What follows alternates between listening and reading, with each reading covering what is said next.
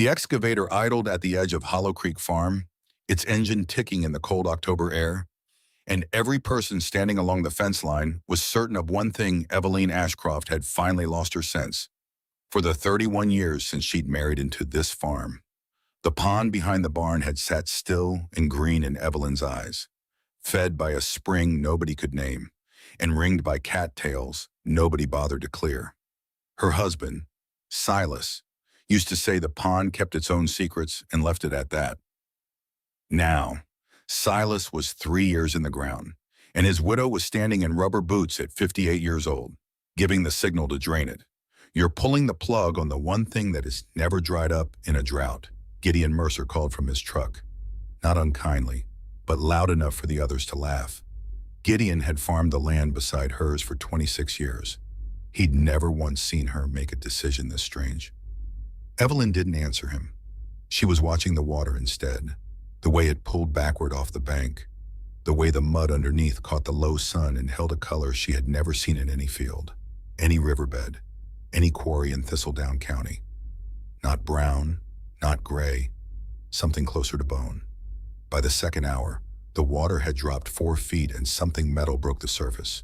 Not a fence post, not a bucket, but a curved iron seam, too straight to be natural, running straight down into the earth like it had been placed there on purpose. Nobody laughed after that. If you've ever trusted a quiet feeling over a room full of doubters, subscribe and stay with us. Leave a like if you believe the land still keeps secrets worth digging for. Tell us where you're watching from. We'd love to know.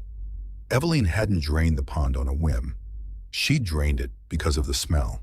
Every July for the last 4 years, a sulfur-sweet odor rose off the water in the heat, and her cattle, usually eager to wade in past their knees, had started avoiding the bank altogether, drinking instead from a trough half a mile uphill. Her vet had no answer. The county extension office had no answer. A visiting well driller took one look, shrugged, and told her ponds just go bad sometimes, which was the kind of answer that told her nothing at all. It was her late husband's old journal, found in a drawer she rarely opened, that finally pushed her past hesitation.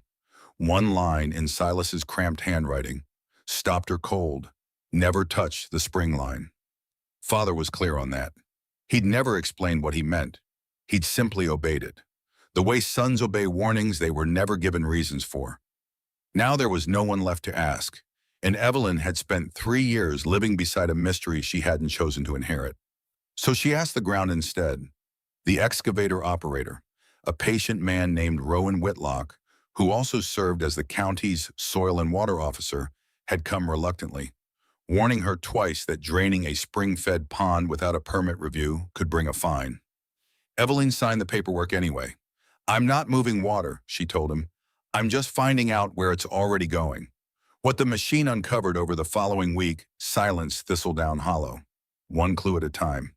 The iron seam turned out to be a pipe, hand-riveted, roughly 4 and across, laid in a trench lined with fitted creekstone. It ran from the pond's deepest point toward the base of the ridge behind the barn, the opposite direction from any spring anyone in the county had ever mapped. Rowan Whitlock crouched beside it, brushing away a century of silt with his thumb, and said the words that would end up on every local radio call-in show by Friday. "This isn't farm plumbing. Someone engineered this." Eveline knew exactly one person who might explain it. Her husband's great-grandfather, Ambrose Ashcroft, had cleared this land in 1888. Family stories painted him as a stubborn dry goods trader who bought failing farmland nobody wanted because it sat on bad ground. No story had ever mentioned a spring, a pipe, or an engineer's mind behind a pond everyone assumed was just a low spot that filled with rain. That evening, Eveline drove into town and spent 2 hours in the county records office, a place she hadn't visited since settling Silas's estate. A retired clerk named Vivian Holloway, her oldest friend, who now volunteered there 3 afternoons a week, pulled the original 1888 land survey without being asked twice. Tucked inside the folder was something the survey itself hadn't mentioned: a receipt for drainage tile and pipe fitting dated the same autumn Ambrose Ashcroft took possession of the land. Whatever he'd built on purpose, and he'd paid dearly to do it. Gideon Mercer, who had spent 3 days telling anyone who'd listen that Evelyn was chasing nothing, showed up on the fourth day with a thermos of coffee and stood at the fence a long while before he said anything. "If there's something down there," he finally admitted, "I want to be wrong about calling you foolish." It wasn't an apology. It was close enough. By the end of the week, the excavation had stalled. A county review board, alerted by a neighbor's complaint, ordered a temporary halt until an environmental assessment confirmed the site wasn't disturbing a protected wetland. Evelyn's loan payment on the North Pasture was due in 11 days. The bank had already called twice, and a land agent from outside the county, a brisk, well-dressed man who introduced himself only as representing interested buyers, left a card in her mailbox offering to purchase the back 40 acres as is.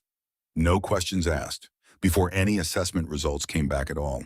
Evelyn set the card on the kitchen table and left it there unanswered for the rest of the week. She didn't trust an offer that arrived before anyone knew what was being sold. She sat on the porch that night looking at the black rectangle where her pond used to be and did not cry because, as her mother used to say, crying didn't dig anything up faster. The assessment came back clean, and clearance arrived 4 days later, along with someone Evelyn hadn't expected, Dr.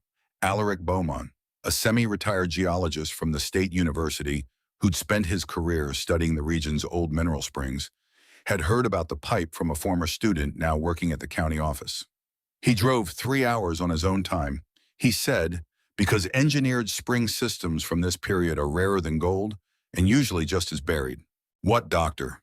Beaumont found, once the last of the water and sediment had been cleared, was a capture chamber, a small stone vault where the original spring had been diverted, filtered through layered gravel, and channeled underground rather than allowed to surface and flood the low ground. It was, in Dr. Beaumont's words, a 19th century engineer's answer to a problem most farmers just avoided by moving somewhere else. Before modern drainage tile was widely available, farmers with a flooding spring usually had two choices: abandon the low ground or dig an open ditch and lose the water entirely to evaporation and run off. Ambrose Ashcroft had done neither. He'd built a buried filtration system that let the spring keep flowing steadily and unseen beneath a pond that looked to every generation after him like nothing more than a low spot that filled with rain. But the chamber wasn't empty. Beneath the gravel filter lay a thick seam of pale, almost powder-soft clay. The same bone-colored material Evelyn had noticed on the first afternoon. Doctor. Beaumont rubbed a pinch of it between his fingers and went quiet in a way that made everyone on site lean in. "This isn't ordinary pond clay," he said. "If I'm right, this is colon, and exceptionally pure colon at that," he explained, standing at the edge of the empty pond with mud still drying on his boots. "That kaolin forms when certain feldspar-rich rock breaks down slowly under the right combination of water, acidity, and time, sometimes over tens of thousands of years.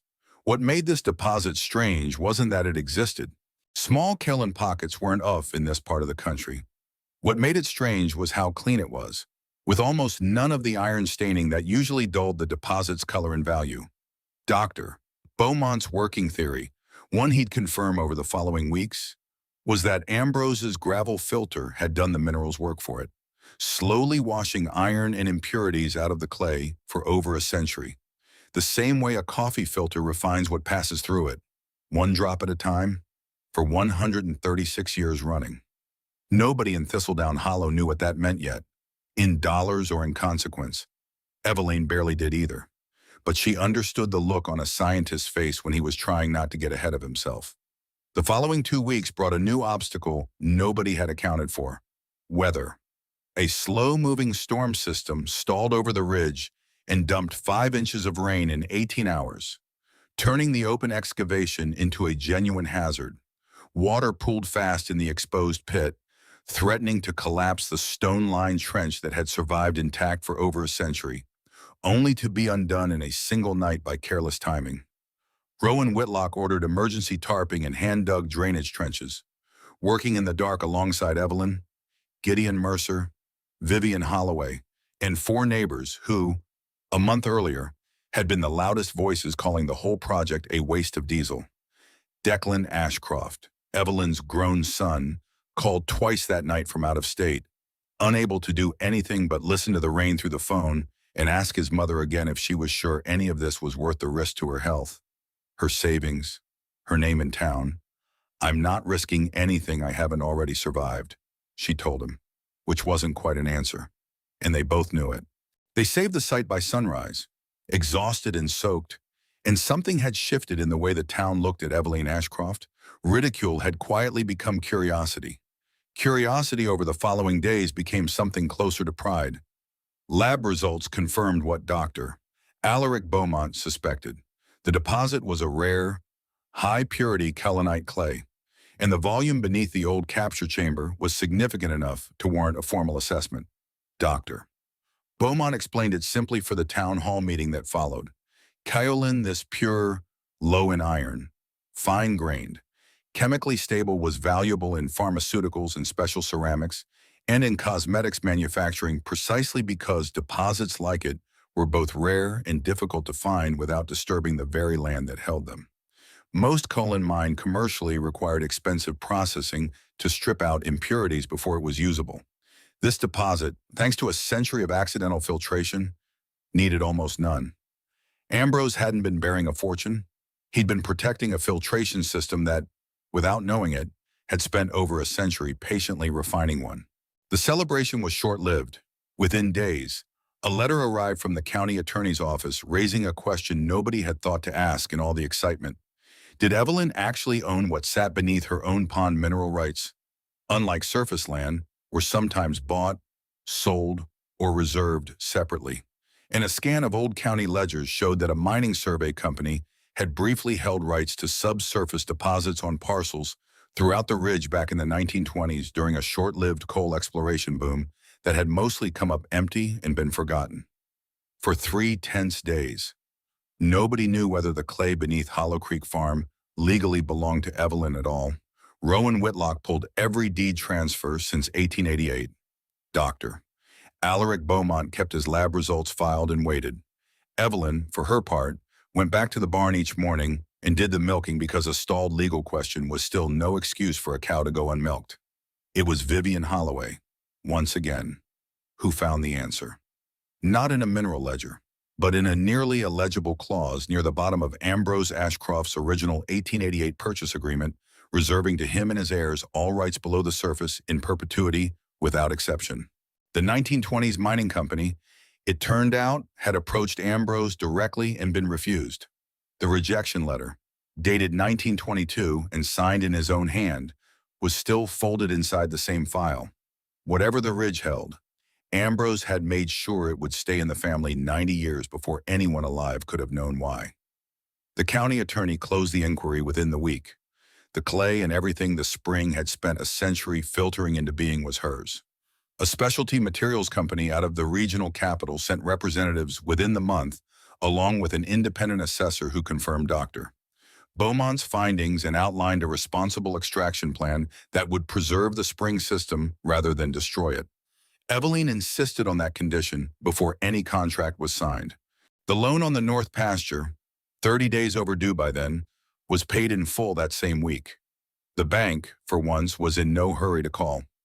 The same land agent who'd left a card in her mailbox weeks earlier resurfaced with a revised, considerably higher offer for the acreage outright. Evelyn turned it down without discussing terms. The pond, she said, had waited a long time to be understood. She wasn't going to let anyone tear it apart now that it finally was. Her son flew in the week the story reached regional news.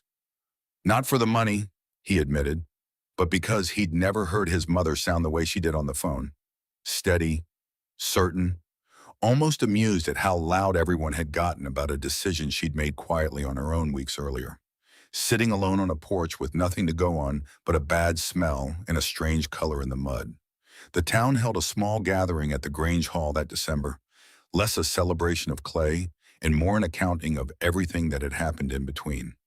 The neighbors who'd shown up with shovels in the rain, the county officer who'd bent his own caution to help her, the old friend who'd pulled a 136-year-old receipt from a folder nobody had opened in decades, the geologist who recognized something rare because he'd spent a lifetime learning what rare looked like.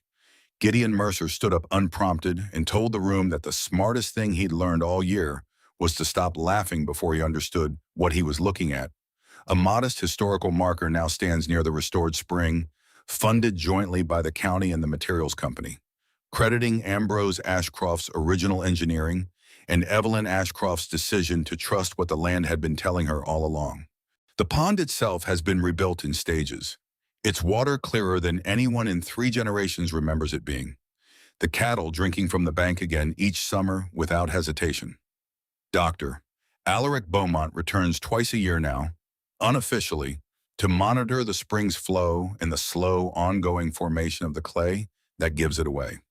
He tells visiting students that the real lesson of Hollow Creek Farm isn't the mineral itself, but the reminder that a landscape can hold a working system for over a century without a single person noticing it was there, and that the only difference between a forgotten pond and a discovery is someone willing to ask why it smelled wrong. Evelyn still walks out to it most evenings. She says she isn't looking for anything anymore. She's just listening because the ground she's learned rarely shouts. It waits for someone patient enough to notice the color of the mud, the shape of a silence, the one detail that doesn't belong. Everything else, she says, tends to follow. Gideon Mercer put it more plainly the last time a reporter asked him about it.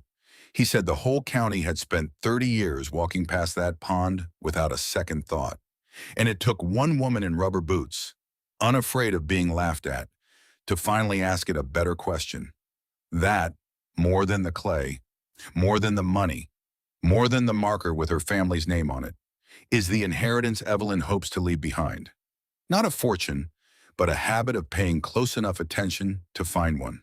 If this story changed how you look at the quiet corners of your own land, please subscribe and follow our channel. We are uncovering the history that they tried to bury. Let's plant the seeds for the future. The next treasure will be revealed soon.